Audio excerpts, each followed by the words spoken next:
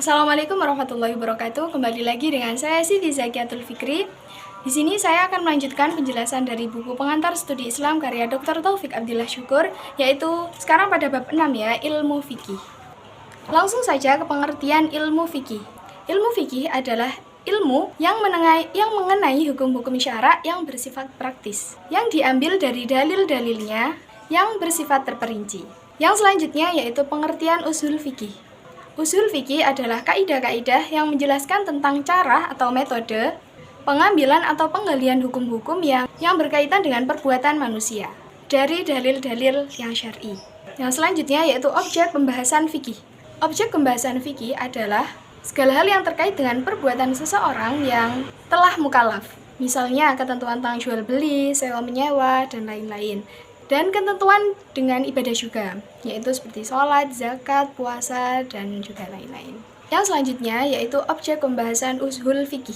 Objek pembahasan ini mengenai metodologi penetapan hukum-hukum fikih.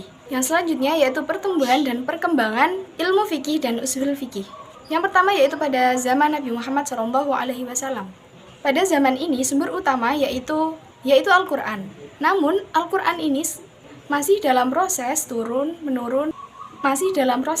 dengan cara yang berangsur-angsur.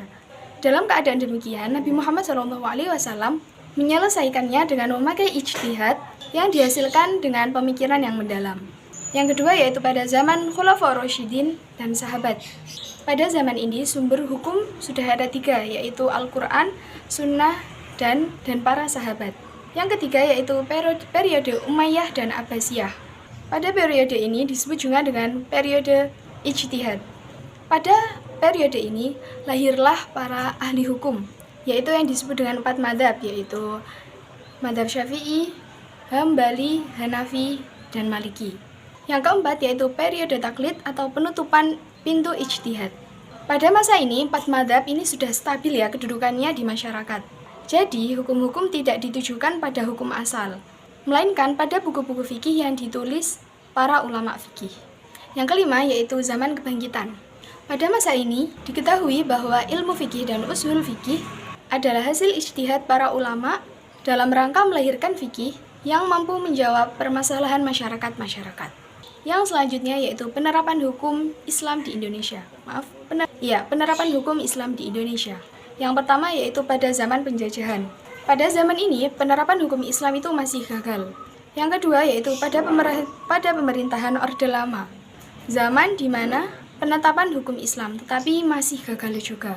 Yang ketiga yaitu pada zaman Orde Baru atau di sini ya pada zaman Pak Soeharto. Meskipun pada zaman ini Bapak Soeharto mendapat banyak dukungan dari para umat Islam, tapi baru setelah 16 tahun beliau berkuasa, baru ditetapkan wajib pendidikan agama. Yang terakhir yaitu pada zaman reformasi, masa di mana sangat tepat untuk penetapan hukum Islam di Indonesia. Sekian penjelasan bab 6 dari saya. Jika ada kesalahan saya mohon maaf. Wassalamualaikum warahmatullahi wabarakatuh.